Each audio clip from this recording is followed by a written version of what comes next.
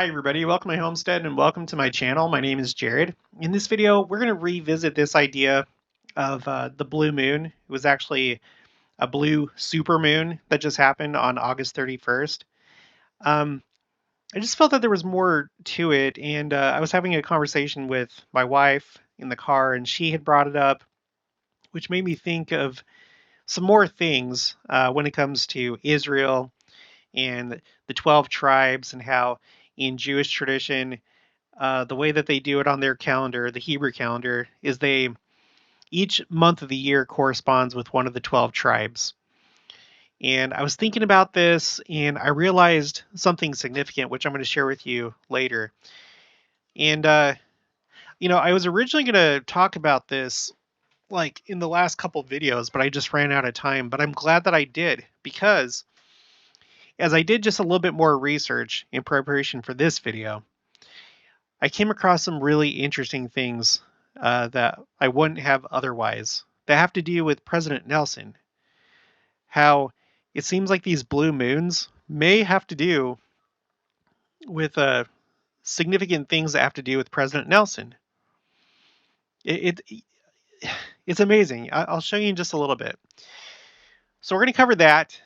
Also, later in the video, we're going to talk about this upcoming General Conference, which interestingly, the first day of General Conference will also be the first day of the Feast of Tabernacles, otherwise known as Sukkot, on the Hebrew calendar. And we're going to look into the potential implications of that. So this is going to be a good one. Before we jump into all this, I have a couple emails I want to share just really quick that are interesting. So this one is from Bentley. Subject line, just some interesting thoughts for you. I listen to your YouTube channel quite a bit. I live in the suburbs of Kansas City. Moved here in 2017 after a really amazing experience where my wife and I were told by God to do so. Since then, I've ran into a lot of families that have had similar experiences where they were told to move here.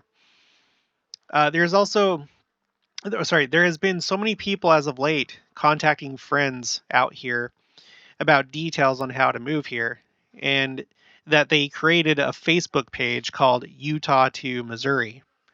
Yeah, and this came up in a previous video when we were talking about the Tongans moving to Trenton, Missouri. This Facebook page was brought up, Utah to Missouri. Most have had some pretty amazing experiences. According to the inquiries and conversations on it, thousands of families have been having personal experiences and being directed to move out here by the Spirit. I do not believe the church will ever publicly call for all the members to come out as a body and gather. Well, I can say that for sure, based on what the prophets and apostles have said. People like Elder Jeffrey R. Holland, Elder Bednar, President Nelson himself, they've said there's not going to be any such gathering where the entire church goes to Jackson County. There's people out there that promote that idea. I don't know if they just don't know about what modern day prophets and apostles have said, but they've reiterated that in the early days of the church, it was necessary for you to go to Kirtland, to go to Jackson County, go to Nauvoo, go to Salt Lake, because you wouldn't be able to essentially have the blessings of the temple if you remained where you were, back in Europe or some other place. And so of necessity, you had to move to wherever there was going to be a temple. In fact, Elder Bednar recently put out a video talking about that, and we covered that on the channel. But now that the church is established and is able to build temples all throughout the world and meeting houses and stakes, no one is now asked to move to where the church headquarters is. And Zion is filling the entire world. And you're called to gather to your local stake in Zion. And Zion is where you're at. It's defined as how you live and living within your covenants. So no, there's not going to be an uppercase gathering to Missouri. That's not going to happen. But I do believe that there is a lowercase g gathering where people are feeling prompted to move. And not all, just some. just some. And maybe they don't even realize why they're going there. Like me, I ended up coming to Kansas simply because it was more affordable here. But now I realize, oh, maybe there's something more going on. So anyway, continuing, he says, I do not believe the church will ever publicly call for all members to come out as a body and gather. It would remove agency. And you know how big President Nelson is on agency. Well, I don't know if it would remove agency because a commandment is a commandment, right? And back in those days, like I said, you had to go to where the church was. I don't think it would remove your agency. There's different things that different council and things that the church puts out. But like I said before, we're already established throughout the earth, and there's no longer a need to go to one location. Um, just think about the fact that we're building all these temples. We're not building them just for the time being. And then at some future point, everybody's going to go to Jackson County. That doesn't make any sense. Okay, plus the infrastructure wouldn't be able to handle it. I encourage you to read how the church was instructed to gather here the first time. It didn't happen as the Lord and Joseph Smith instructed. Anyways, just wanted you to know, I believe the gathering has already started. And of course, that would be lowercase g, gathering. There's tons of non-LDS Christians that have also had some amazing spiritual experiences as well, and have been instructed to gather in the areas around Kansas City in preparation to meet Jesus Christ. Lots of them from Ukrainian, Russian area. They are gathering around Sedalia. If you are ever around Kansas City, we should get together and talk. There's a lot happening and things are definitely accelerating. All right, thank you, Bentley. I'm glad to hear from you and just get a feel for what's going on, what you're seeing in the Kansas City area. I do think that something is going on. I don't think everybody's going to be going there. Just follow the promptings of the Spirit and, don't do anything crazy. Don't think that you're going to miss out if you don't live in the Kansas City area, because that's not the case. But I think for some, the Lord probably has uses for you here in the Midwest. All right, we're going to move on to another email. This is from Jen Stevens of the Christian Fire Poppy channel. Subject line, Abraham was 99 when his name was changed. And then she says, you might enjoy this connection as we wonder on the significance of President Nelson during turning 99 on 9/9, or September 9th, at this interesting time. Abraham was 99 when the Lord appeared to him, and his name changed as he made the covenant and was circumcised. Then, at 100 years old, his son Isaac was born. Yeah, so these are some interesting things to talk about. As far as like all the nines, I don't know. I mean, it stands out to me. I don't know that they have significance per se, but they could. The interesting thing here is that the second coming a lot of times is likened to a pregnancy, in how you don't know exactly when it's going to happen, but you can get a feel for it because of contractions and other things. And you roughly know when it's going to happen, right? And we know that the birth is essentially the second coming, and it's the setting up of the political kingdom of God. It talks about it in the book of Revelation, in Revelation 12, how the woman did give birth, but she had to flee into the wilderness because of the dragon. And that was essentially a revelation to John, letting him know and others that there was going to be this great apostasy. But now the church has come back and the kingdom is about to be, and when I say kingdom, I mean political kingdom. We already have the ecclesiastical kingdom, but the political kingdom is about to be established, right? And so if we have a prophet right now, President Nelson, who's about to turn 99, maybe there's kind of a parallel between this story of Abraham and Isaac.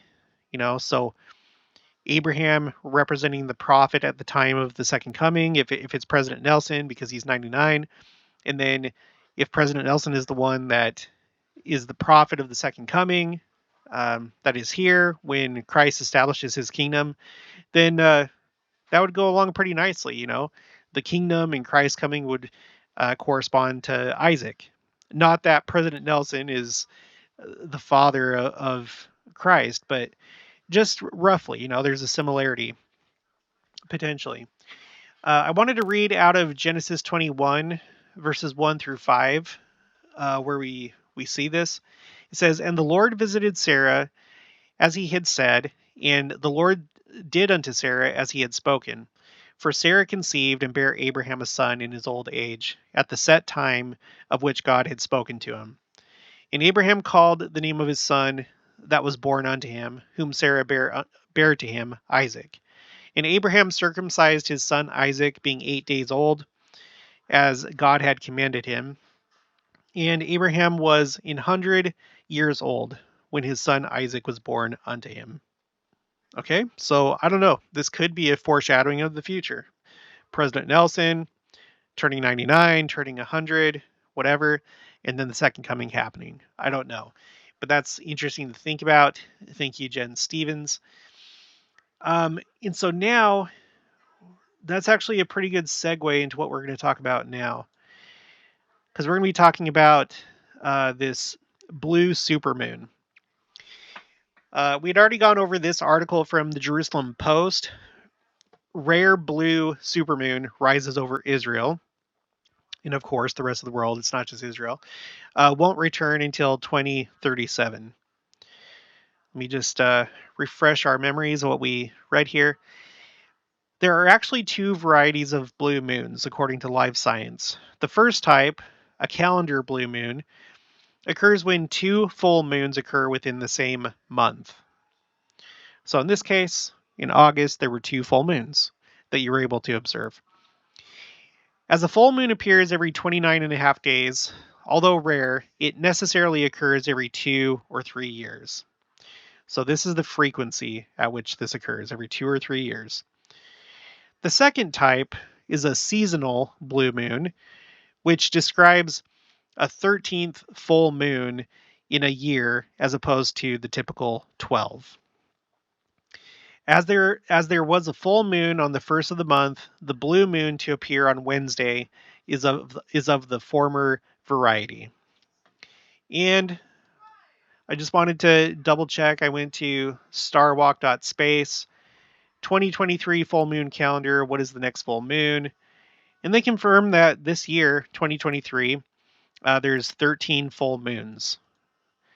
So this is a year that has 13 full moons. Okay. The coming blue moon, however, is not just a blue moon. It's a super blue moon. NASA describes a super moon as a perigean full moon that is, quote, a full moon occurring near or at the time when the moon is at its closest point in its orbit around the Earth. And I'm sure you know, the moon doesn't go perfectly in like a perfect circle around the Earth. It's a little bit off. So there's times when it's a little bit closer, another time when it's a little bit further away. So that's what this is referring to. When it's like the closest that it gets in its imperfect orbit, that's when you have a supermoon. It's at its closest point. The coming blue supermoon meets the criteria for both types of moon described. A separate NASA article from earlier this month highlights the rarity of these blue supermoons. It notes that the astronomical conditions that produce such moons occur, on average, only once a decade. Okay, so just so we're not getting confused. So blue moon, typically when you see 2 full moons in a month, or when you have 13 full moons in a year. And that happens about every 2 to 3 years. But when it's both a blue moon and at that same time the moon is the closest to the Earth that it gets in its orbit, or a supermoon, when you have those two things together, that only happens about once every 10 years. So it's much more rare. On occasion, however, it can take up to 2 decades between blue supermoons. So that's interesting. So it could be even more than just 10 years.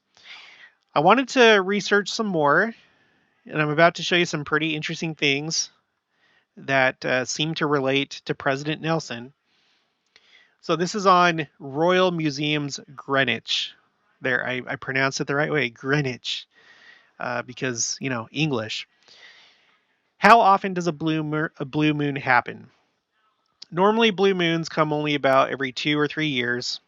In 2018, okay, 2018, that's the year that President Nelson became president of the church. In 2018, unusually, we had 2 blue moons in 1 year and only 2 months apart. And one was a lunar eclipse.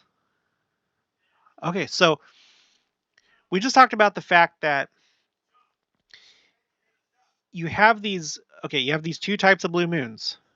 The one type is where you have 2 full moons in a month, and the other type is where you have 13 full moons in a year. So in 2018, there were 2 months that had each one having 2 full moons. Okay? All right, moving on. The next time we will get 2 blue moons in a year will be 2037. All right, don't worry. We'll look at the second coming timeline and see how this relates to President Nelson. Okay, what is a blue moon? Cultures around the world, including the Native Americans, have given names to each of the full moons, with each typically happening in its own month. That's a lot like Judaism. Again, their calendar is a lunar calendar, so it's based on the moon, and so therefore every month um, is dependent on the moon, and they assign each month one of the tribes of Israel. Okay, so it's a similar concept, and we're gonna get to that in a little bit. For example, the wolf moon is usually the full moon occurring within January, with the cycle of the phases of the moon lasting approximately 1 month. And there being 12 months in a year, we typically have 12 moons each year. However, the phases of the moon actually take 29 and a half days to complete, meaning 354 days total for 12 full cycles. This falls some way short of the 365 or 366 days in a calendar year. Therefore, roughly every 2 and 3 years, every 2 and 3, what? Okay, roughly every 2.5 years, a 13th full moon is seen. This additional full moon does not fit with the normal naming scheme, and so is referred to as a blue moon. Okay, just a little bit more. The second definition of a blue moon. Another definition of the blue moon, perhaps the more commonly used due to its simplicity, actually started as a mistake made in the 1940s and perpetuated by radio shows and the Trivial Pursuit board game through the 1980s. This definition describes the blue moon as the second full moon in any calendar month, with 2 full moons. As February 2018 had no full moon in it, both January and March ended up having 2 full moons. So by this definition, both months contained blue moons. Okay, so in 2018, February didn't have a full moon. In the 2 months surrounding it, January and March, they both had 2 full moons. So that's kind of interesting. Okay, I think that's all I have for this one. Okay, now this article takes us back to January of 2018. Super blue moon coming on January 31st. The January 31st full moon is special for 3 reasons. It's the third in a series of supermoons when the moon is closer to the Earth in its orbit, known as perigee.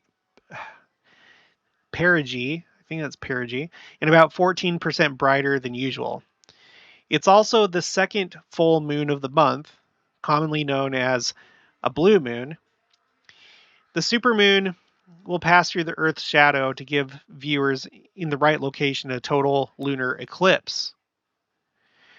While the moon is in the Earth's shadow, it will take on a reddish tint known as a blood moon. Okay, so at this point, let's go to the Second Coming timeline. And let's see, let's go back to 2018.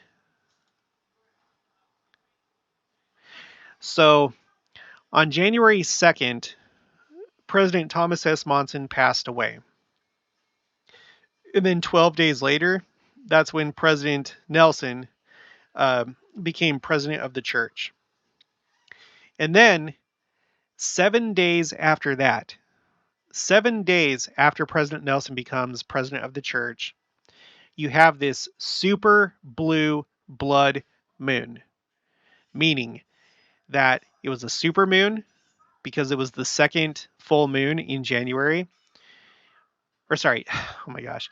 It was a super moon because it was the closest to Earth in its orbit. And at that same time, it was a blue moon because it was the second full moon of January. And at the same time, it was a blood moon lunar eclipse. So you had those three things happening at the same time, 7 days after President Nelson becomes president of the church. That's really weird. That's very odd. Okay, but there's more.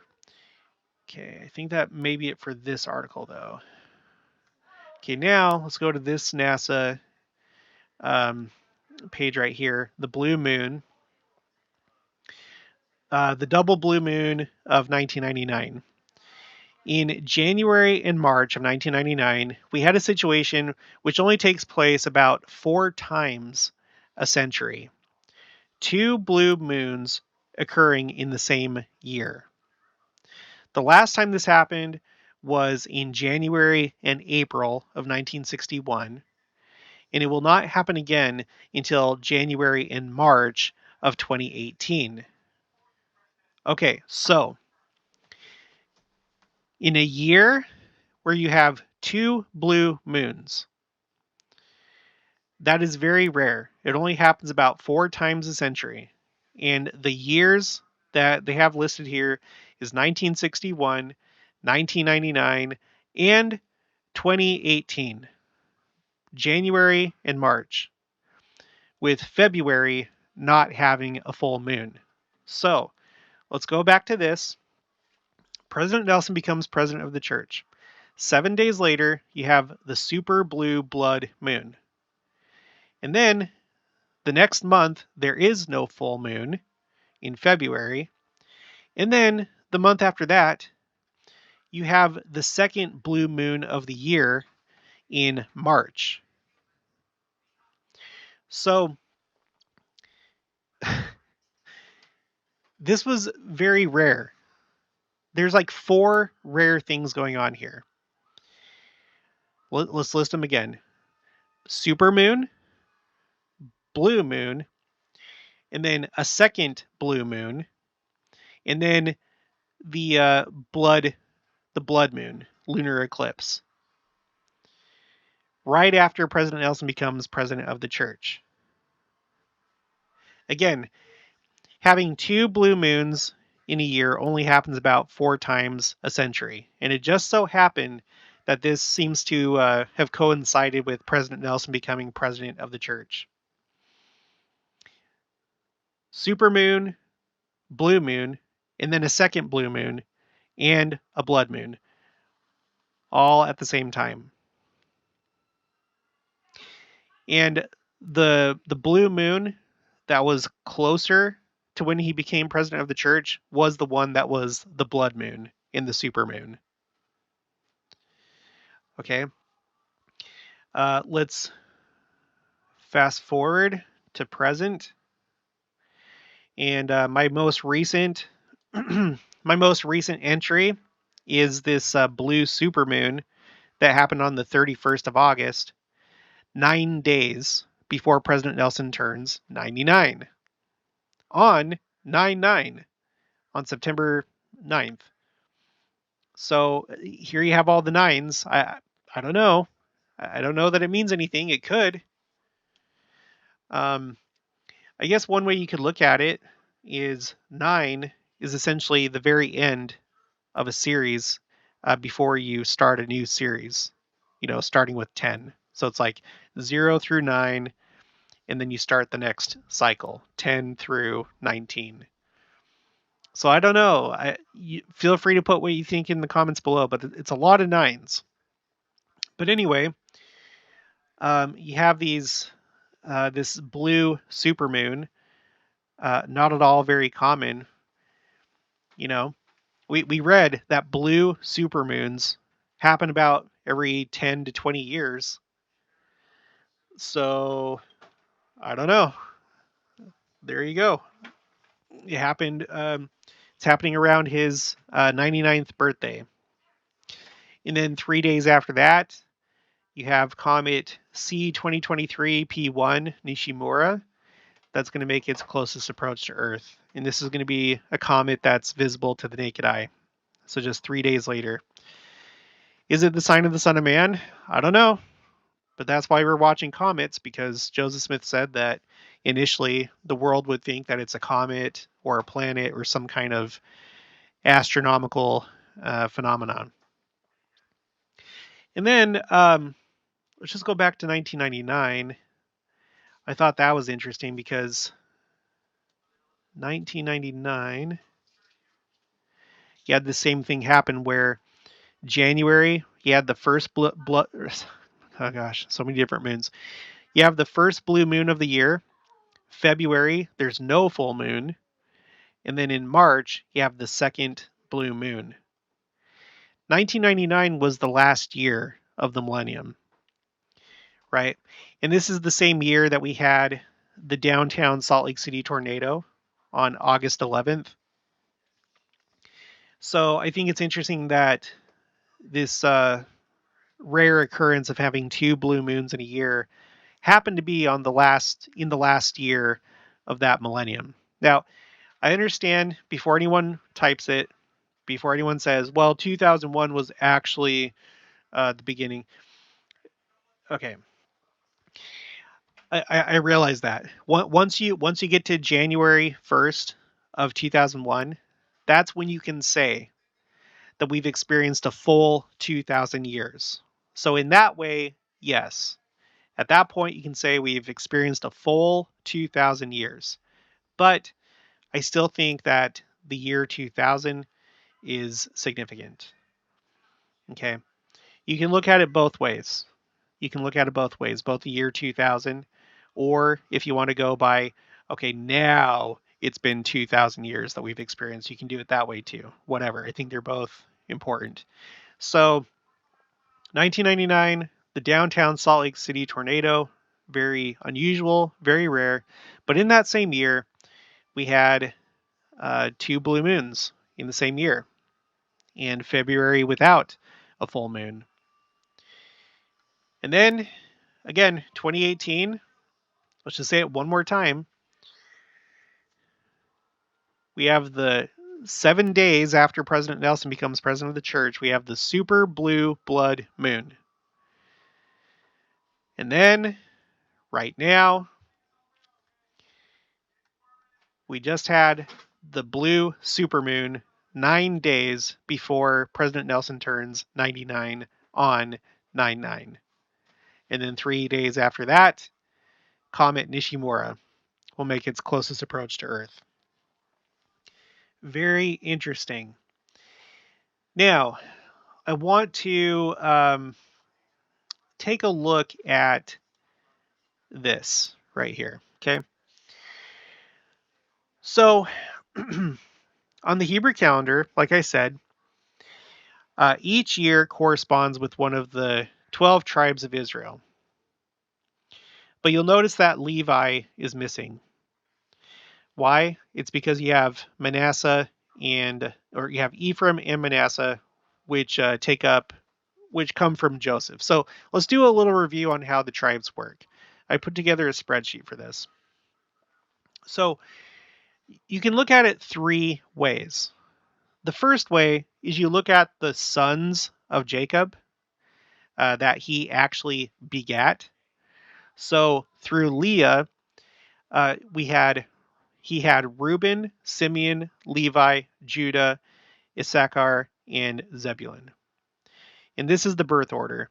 So Reuben to Judah, one through 4, and then 5 through 6 is through Bilhah, Rachel's handmaid, and she bore Dan and Naphtali, or Naphtali. I've heard it both ways.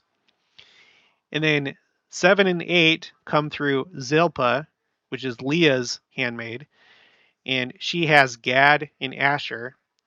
And then after that, back to Leah with Issachar and Zebulun. And then lastly, Rachel has Joseph and Benjamin. So put all that together, you have 12 sons. But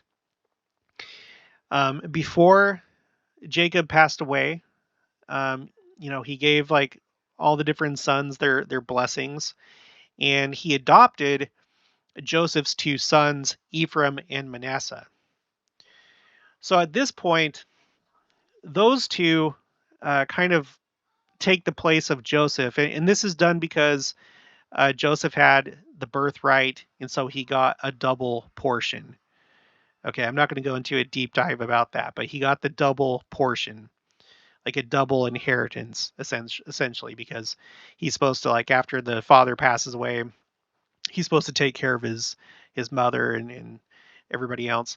So at this point, you could say that Jacob has 13 sons. Reuben, Simeon, Levi, Judah, Issachar, Zebulun, Dan, Naphtali, Gad, Asher, Ephraim, Manasseh, Benjamin. Okay?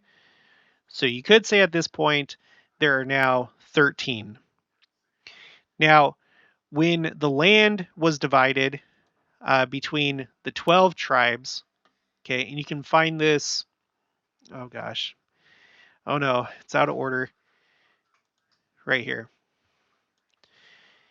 If you go to your scriptures and go back to the Bible maps, you have the division of the 12 tribes. Okay? And you see them all here except for Levi. And that's because Levi, his inheritance in those days was the priesthood. And there were cities of Levites throughout the whole nation, right? They had cities, but they didn't have big portions of land like Gad or Ephraim or Manasseh. Okay, so they just had cities. So if we're talking about the land, there's only 12 different portions. And before anyone says it, I know that you have the half tribe of Manasseh, one on this side of the Jordan, one on this side. I know. Thank you. But if you just count it by tribe, you had 12 tribes who had land.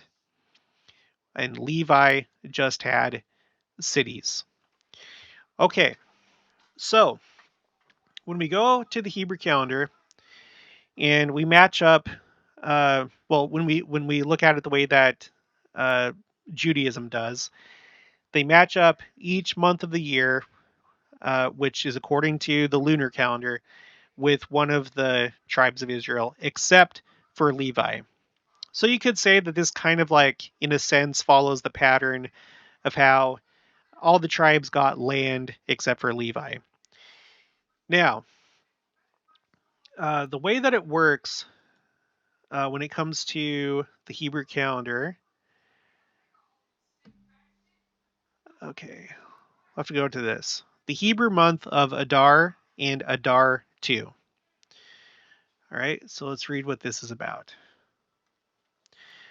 Adar is the 12th month on the Jewish calendar, counting from Nisan. Now, I know this is confusing, but they have on their calendar 4 New Years. The new year that actually changes the year from one year to another is actually in the 7th month of Tishri. That's when you have Rosh Hashanah. Rosh Hashanah, otherwise known as the Feast of Trumpets, that's when they change the calendar, the year. But the first month of the year, even though it doesn't change the year, the first month of the year is Nisan. And then Iyar is second, Sivan, all the way down to the 7th, and that's when they change the calendar, and then all the way up to the 12th, Adar.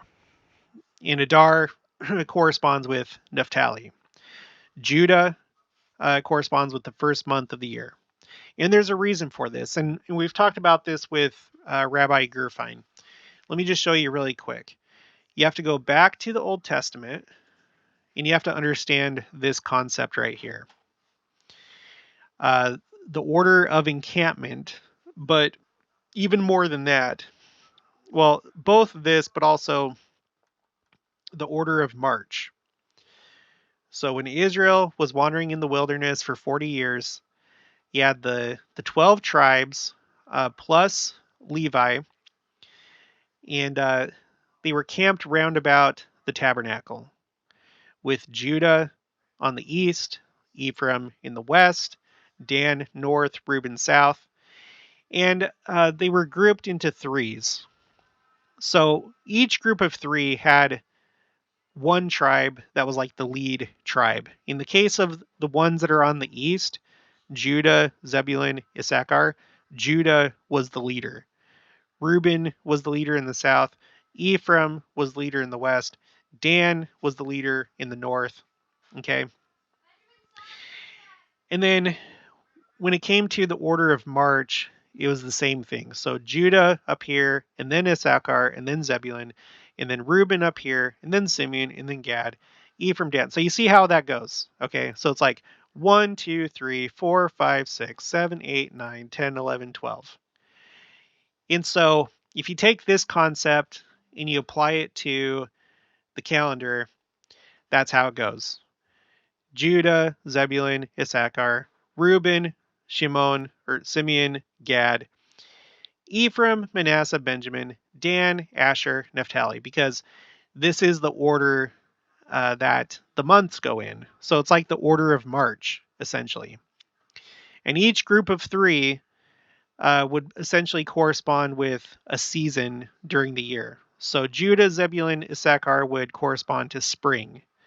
Reuben, Simeon, Gad, summer. Ephraim, Manasseh, Benjamin, fall. Dan, Asher, Naphtali, winter. Does that make sense? But no Levi, because there's only 12 months during the year, except, look at this. Adar is the 12th month on the Jewish calendar, counting from Nisan, because Nisan is 1. When Adar enters, joy increases, the Talmud says. This reaches its climax on the 14th of the month as we celebrate Mordecai and Esther's triumph over the wicked Haman. The spirit of Purim, that's how you pronounce it, Purim, because you're supposed to pronounce R like that. The spirit of Purim permeates the entire month, making it a time of unparalleled rejoicing and good mazal, or fortune, for the Jewish people.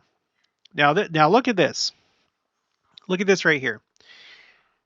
During a Jewish leap year, this occurs 7 times in a 19-year cycle, approximately once every 3 years.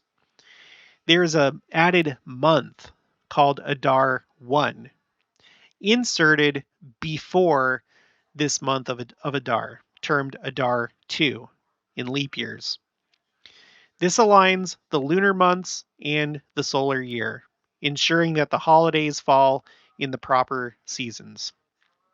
Okay, so just like on our calendar, the Gregorian calendar, we have leap years where we add a day to February.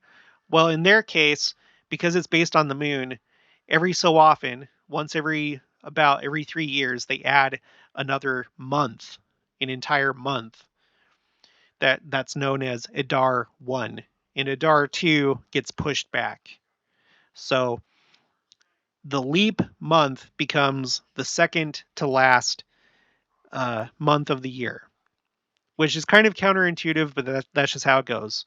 So the leap month is Adar 1, or I've seen it in other places called Adar Aleph, like for Aleph is the first letter of the alphabet in the Hebrew alphabet, and then Aleph Bet, or Olive, or sorry, not Aleph Bet. Adar, Aleph, and Adar Bet. Okay? Or 1 and 2. Okay, so let's read a little bit more about this. Now, why am I reading about this when, we're not talking about the Hebrew calendar when we're talking about moons, like when we're talking about the supermoons? The supermoons that we're looking at is based on the Gregorian calendar, right? In the Hebrew calendar, you wouldn't have a blue moon because the months are defined by the moons. So you're not going to have two moons in the same Hebrew month. I'll show you why we're going over this. I'll show you why. Just stick with me. So, for example, um, last year, okay, the last Hebrew year was a leap year, and that was in 2022. It went from like September 2021 until September 2022. Their years typically go from like September to September. Sometimes it's like September to October or October to September, but that's roughly how it goes. But anyway, the last Hebrew year was a leap year. And you can see that up here. You see how there's Adar 1 right here in March. And then on the 4th of March, that's when it switched to Adar 2. So we just had a Hebrew leap year where we had both months of Adar. Okay. Now, it's interesting because I'm not going to read anything from this, but in case you want to read it, I'll put it in the description below. I've heard Rabbi Gerfein talk about this, and so I had to find something that I could show you. But how they equate the leap month of Adar to the tribe of Levi. Okay? So this is like the time when, if we go back here, in a leap year, say that we had Adar 2 on here, then there would be a space for Levi. And in that year, and in that year only, in leap years on the Hebrew calendar, that's when you have all 13 tribes. Because in reality, there are 13 tribes, even though we're always saying the 12 tribes of Israel. And I don't know why we do that, because in reality, if we were to take everybody and have them line up according to a tribe, like, okay, Reuben over there, Simeon over there, and you had everybody line up, you would end up with 13 groups because of Jacob's adoption of Ephraim and Manasseh. I have, again, let me pull this up.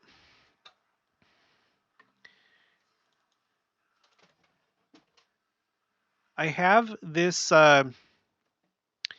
anonymous poll that I've done where it's anonymous, and you can put what tribe of Israel do you belong to according to your patriarchal blessing. And so far, I've gotten 1,216 responses. If you would like to take this poll, if you haven't already, I'll leave the link for it in the description below. And let's just go through it again. I've done this a number of times, but let's do it again. So right now, Ephraim by far leads the way, which probably isn't a surprise to anybody. And then after that, you have Manasseh at 5.5%. And then after that, let's break it down according to question. So we have Ephraim, Manasseh. Now, some people only are assigned to Joseph, but not assigned to Ephraim or Manasseh. I don't know why that is, but that's the case. There are some people that have not been sorted out to either Ephraim or Manasseh, but just, it says in their patriarchal blessing, Joseph. That's just a fact. After that, Benjamin, and then Judah, and then Levi. Again, these three tribes are what we typically think of as Jews.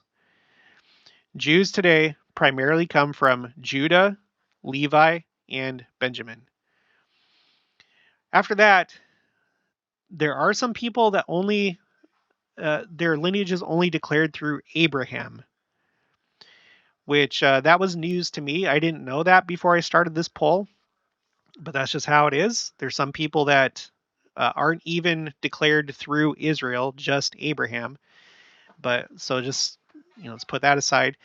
Then we have 4 from Dan, 3 from Gad, 3 from Asher, 2 from Reuben, 1 from Simeon, 1 from Naphtali, 1 from Issachar, and 1 from Zebulun. So if we were to ask everybody to go and line up with their people, their tribe, you would essentially have 13 groups plus, I don't know if there'd be any further clarification later on to these people that are assigned to Joseph. If it's like, okay, now it's time for you to know that you're actually Ephraim or Manasseh. I don't know. And then with Abraham, I don't know.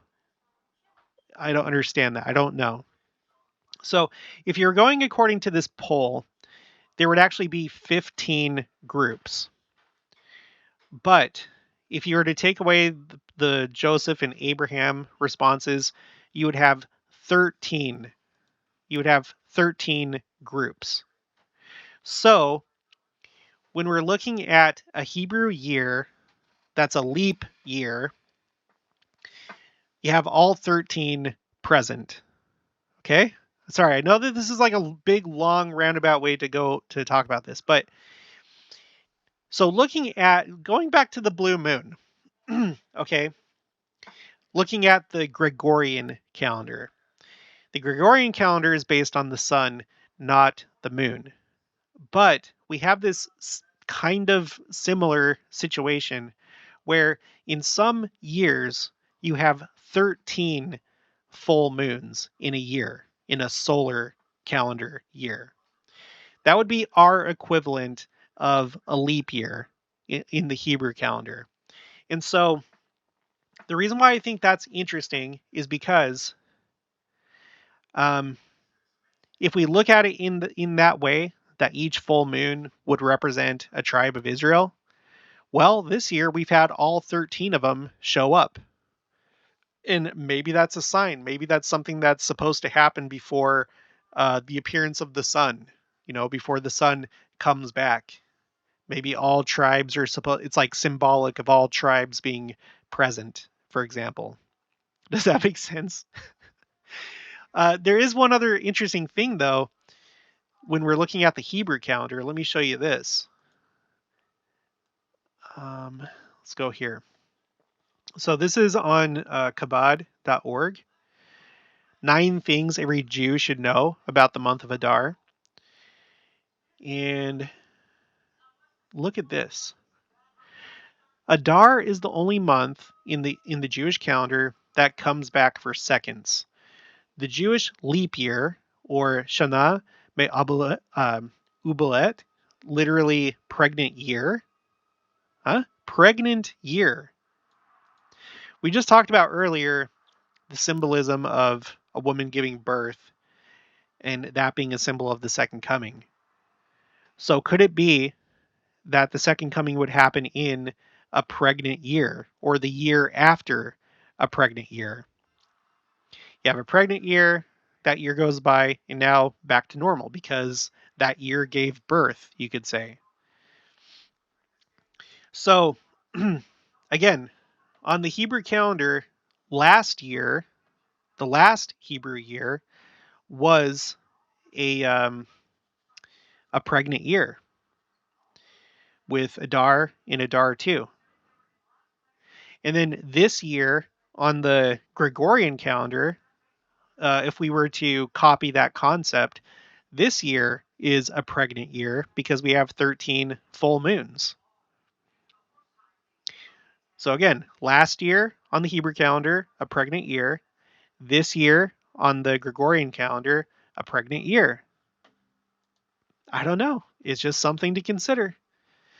This year, next year may come and go, and the second coming may still not happen, but it's still worth noting at the very least.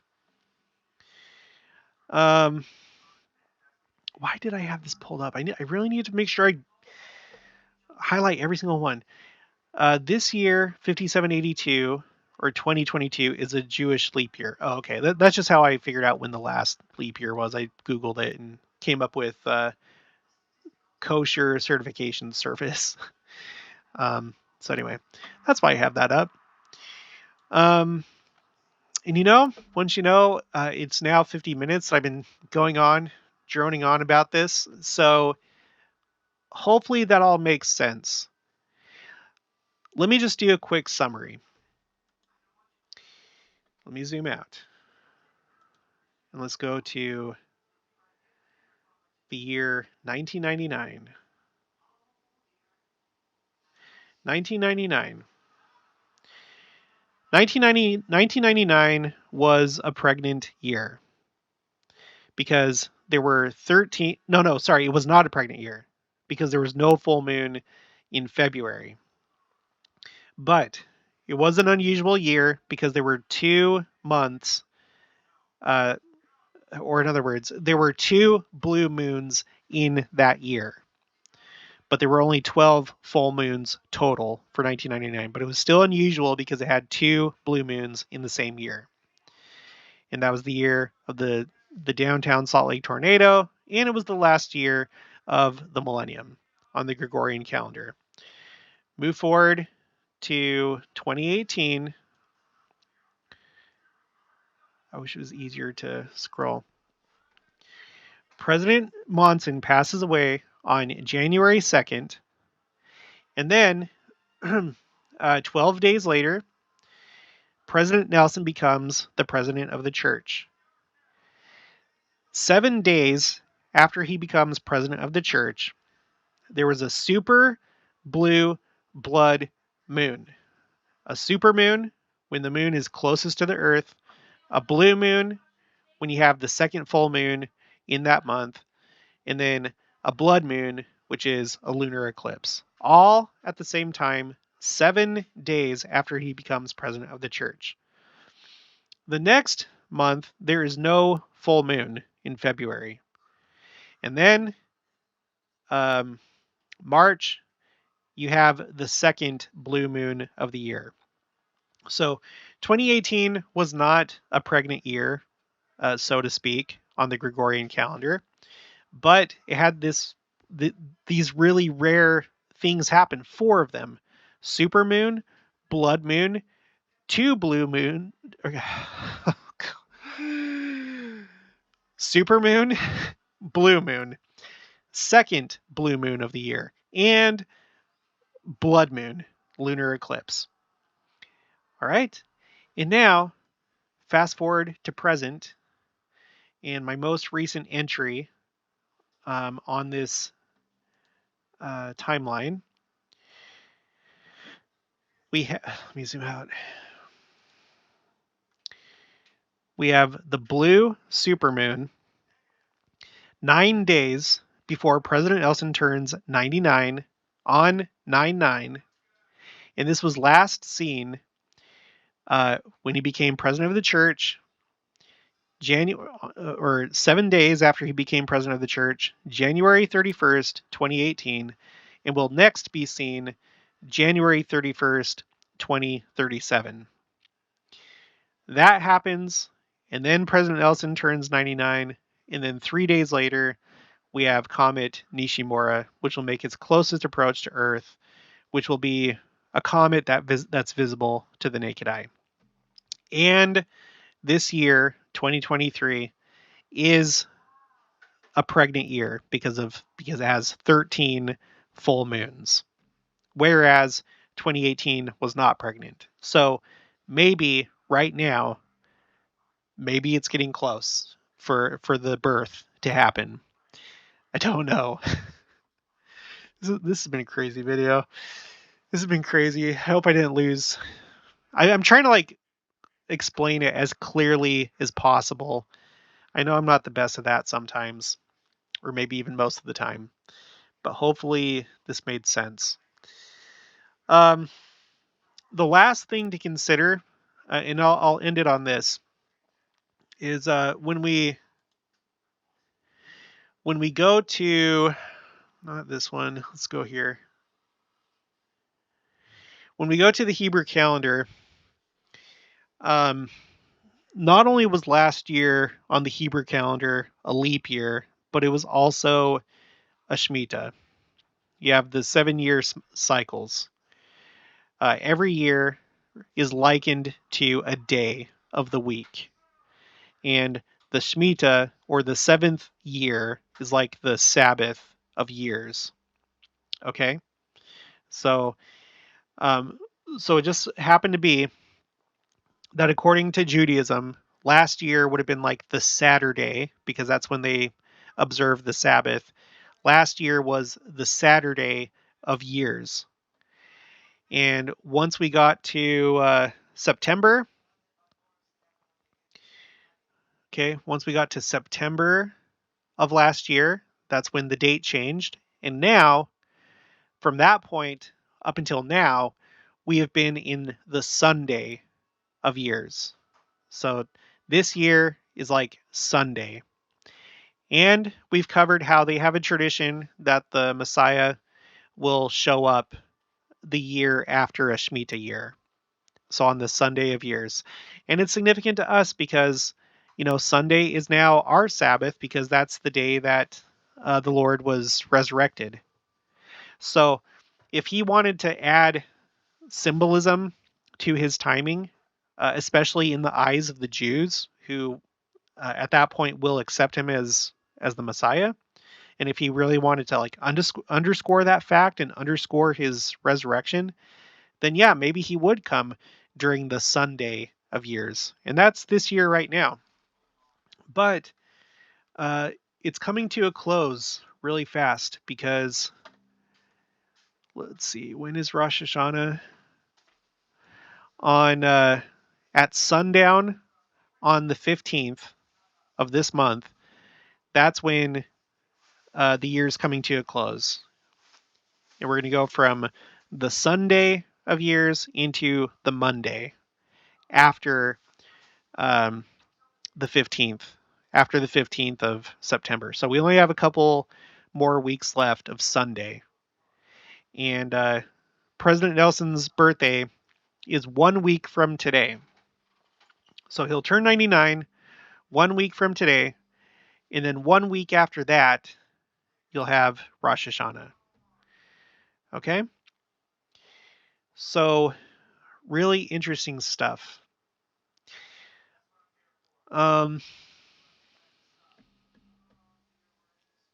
No, you know what? I'll just do it. Okay, I'm not going to end on that. I'm going to end on this. I got this email from Anonymous.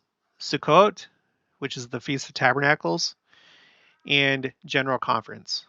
By the way, Feast of Tabernacles, or sometimes the Feast of Booths. It has that name too. Hebrew name, Sukkot. English, Feast of Tabernacles, or Feast of Booths. Hi, Jared. I noticed some correlation to the upcoming conferences, conference dates, the 30th of September and the 1st of October, and Sukkot holidays, the 30th of September, 2023. Then I came across this from the church website. I didn't know much about this holy day, so in my brief search, I got the impression that it may have some significance and could be more than just another. It could be something more than just another coincidence. I just thought I would pass it along to you, as you do an amazing job of research and connecting things that the rest of us don't recognize. If you do make a video on this, please do not use my name or email address on the video for security reasons. Thank you. And the link that she shared, this is one that we've covered before on the channel. The golden plates in the Feast of Trumpets. So what happened was, the day that Joseph Smith received the gold plates, it was Rosh Hashanah, otherwise known as the Feast of Trumpets. So if I pull up this spreadsheet that I use to explain the Jewish, I'm zoomed in right there. To explain the Jewish holidays, this is how it goes. there are basically the major holidays, there are 7. 4 of them are in the spring, 3 of them are in the fall. The 4 in the spring are Passover, also known as Pesach. The second one is the Feast of Unleavened Bread. The third one is the Feast of First Fruits, otherwise known as Bikurim. And the fourth one is the Feast of Weeks, also known as Shavuot, also known as Pentecost, also known as Feast of the Harvest. Then in the fall, you have the Feast of Trumpets, also known as Rosh Hashanah, which means head of the year. Then you have the Day of Atonement, which is Yom Kippur. This is the holiest day of the year. Both between Rosh Hashanah and Yom Kippur, these are referred to as the high holy days, and they're spaced 10 days apart, and they're called the 10 days of awe. And then you have the Feast of Tabernacles, otherwise known as Sukkot, otherwise known as the Feast of Booths. These are the 7 major feasts.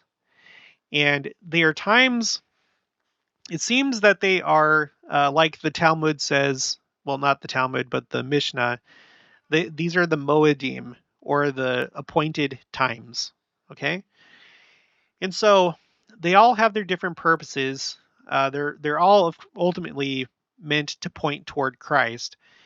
And we're all familiar with this with the spring feasts, because Passover, um, that points to Christ. He is the Paschal Lamb. He's the ultimate sacrifice. And Christ essentially fulfilled, you could say, Passover and unleavened bread and first fruits with the atonement. With the atonement on first fruits, that's when he was resurrected. And now we don't call it first fruits anymore in Christianity. We call it Easter, but it's the same thing. It's Christianity's version of observing first fruits, because Christ was the first fruits. And then it was during Shavuot, or the Feast of Weeks, or Pentecost, when the Holy Ghost came to the people. We all know that story as recorded in Acts. But there's not really anything in the scriptures that describe a fulfillment of the fall feasts. So what happened is, it could be that the Feast of Trumpets, now that we're like in this later season of the harvest, like if the time that Christ came was spring, and then if the great apostasy was like summer, and now we're in fall, it would make sense that Joseph Smith would receive the gold plates, which is the primary tool of the harvest for this last dispensation, that he would receive it on Rosh Hashanah, the first of the fall feasts. Okay. Um, Another thing happened so that's one thing that happened in this dispensation on one of these days. Another thing that happened was Elijah appeared in the Kirtland Temple, not during the Passover meal, but he came on first fruits, as though to highlight the fact that Christ is resurrected and that he is Messiah. So Elijah appeared in the Kirtland Temple on first fruits, and it was also Easter. Because of the two calendars, first fruits and Easter, a lot of times they do fall on the same day, but other times they don't. I've done videos about that before, but it happened to be in a year that both Easter and first fruits were on the same day. Okay, so this is why myself and others believe that these appointed times, these holidays, that they're still significant and relevant today. And so, could we have, for example, Adam on Diamond, maybe the main meeting of Adam on Diamond, could that happen during the Feast of Tabernacles, for example? Maybe. Could there be other significant things that happen on these other days? Yeah, I think so. So, with Anonymous pointing to this year, how right here, the first day of General Conference is going to be on the 30th of September. and that's the first day of Sukkot. It's Sukkot 1.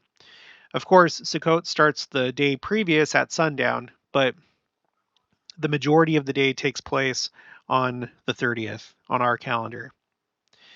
And it's interesting because that also happens to be a Saturday. That's the Jewish Sabbath. So it's going to be their Sabbath day, and the first day of Sukkot, and that's when we're going to be doing General Conference. Um, and then the next day we're going to have on Sunday, the second day of Sukkot, we're going to have the Sunday sessions. All right. It's interesting because, President Nelson, he turns 99 on the 9th. 1 week later, you have Rosh Hashanah. 2 weeks later, you have conference and the first day of Sukkot. All right. The Feast of Tabernacles is, we've talked about this many times. We've talked about solemn assemblies, for example. We've talked and how that correlates to the Feast of Tabernacles. We've talked about the waving of the palm branch, which now we do with white handkerchiefs. Whenever we do the Hosanna shout, that comes from the Feast of Tabernacles. The Feast of Tabernacles is going to be a requirement for the nations to observe in the millennium. We read about that in Zechariah. And even though not everybody is going to be a member of the church at the beginning of the millennium, it would seem that they're still going to be in some kind of way required to observe the Feast of Tabernacles. When we go to Kabod, it talks about, I don't want to read all this, but essentially during the Feast of Tabernacles, they, okay, let me just, okay, a delivery to all the nations. So this is talking about the Feast of Tabernacles. You shall take yourselves on the first day. Leviticus 23:40. The sages comment on this. Is it in fact the first day? Is it not rather the 15th day of the month? Rather, is it the first regarding the reckoning of transgressions? We can explain this as follows. The people of Israel fully accepted the yoke of heaven upon themselves on Rosh Hashanah, as they would recite the phrase, Holy King and King of Judgment, in the holiday liturgy. The nations of the world, however, did not accept the yoke of heaven upon themselves over Rosh Hashanah. It is the task of the people of Israel to bring the glory of God's kingdom to all creation, even to the nations of the world, and the offering of the 70 bowls on the festival of Sukkot is in order that the influx of God's kingdom flows to all the 70 nations. So an offering, I guess a sacrificial offering of 70 bulls for the 70 nations. That's just how they refer to all the nations of the world, the 70 nations, during the Feast of Tabernacles. Now, what's interesting, if you think about it, is that even though we don't celebrate the Feast of Tabernacles like they did back then or how they do right now in Judaism, we do observe it in our own way, again, with solemn assemblies, with Hosanna shouts. But I think you could even say with General Conference, because it's a time when we're all gathered roundabout to hear the prophet. And it's not just us that it's for. General Conference is for the whole world. You could say that it's like an offering in a way. It's like a teaching for the whole world, for anybody that wants to listen to it. In fact, I think I have this actually. Did I write this down? Give me just a second. Let's see. Quotes. Second coming. Million. Oh, I don't know where I have this saved. But Sister Nelson, during the Alberta, British Columbia area devotional, she talked about the fact that there were 200 million people that watched that General Conference, the October 2022 General Conference. So that's way beyond our own church. So that's kind of an interesting parallel. that the Feast of Tabernacles is not just for Israel, it's for the nations. Now, this right here, like what they're saying here about not taking Rosh Hashanah, or not taking the yoke of heaven upon themselves over Rosh Hashanah, that's of course the doctrine of Judaism. That's not our doctrine, but it's interesting to take note of. And you have this article from Chabad, What is Sukkot? And it goes through how they observe it nowadays. You have the 4 species, including um, a palm branch, but you have other things too. There's 4 different things that you hold in your hands. Yeah, I'm not going to go over that here. But it essentially represents like the very end of the harvest. Okay, because again, if we refer back to this, you have spring, and then at the very, very end, you have the Feast of Tabernacles. So it's like the end. You could maybe look at the fall feast and put that, like, so superimpose that on this dispensation. You know, at the very beginning, you had Joseph Smith on Rosh Hashanah receive the gold plates, and now maybe things are going to end. Um, you know, with the Feast of Tabernacles. Maybe it'll be during a general conference. Maybe it'll be a year when, you know, maybe it's not during general conference, but maybe it'll be in a year where Adamandayaman takes place during the Feast of Tabernacles. Who knows? I don't know. But this is what I got. Oh yeah, and then also I should have referred to this earlier when I was talking about the Shemitas. So the year of 2022, like we just said, was primarily a Shemitah year. It ended in September of 2022. And we're not going to have another Shemitah year for 7 years. And it was interesting because this 2022 was a year where you had both first fruits and Easter on the same day. That's why I have it in green right here. And not only that, but they also took place on a Saturday, which would be significant to the Jews, of course. I also have Palm Sundays here. So this year, as you know, 2023, um, Palm Sunday coincided with General Conference, which isn't always the case. As you can see here, that's not going to happen again until 2031. That's going to be the next time that the Sunday General Conference is going to be on Palm Sunday. And it just so happens that in 2031, it's going to be on the 6th of April, which we know that that's Christ's birthday. So we're going to go through a somewhat long stretch of time of no Palm Sundays on or during General Conference. Right now, we're right here. We just had it this year, and we're in the Sunday of years, which is about to end in just a couple weeks. So I don't know. I'm not saying that any of this is necessarily relevant, but I think it's good to maybe just keep in mind. Oh, also, April 6th this year of 2023 was the first day of Passover. So isn't that interesting? This year, the first day of Passover was on April 6th, Christ's birthday. And this year, Palm Sunday was on the Sunday of General Conference. And the October General Conference is going to start the same day that the Feast of Tabernacles does, or Sukkot. So this is kind of an interesting year, coming right after this Shemitah year and being in the Sunday of years. And this kind of stuff isn't going to happen again. Well, it's not going to happen like this again. I don't know when. Maybe it will, but I don't know. Okay, Jared, is that it? Are we done now? Is that it?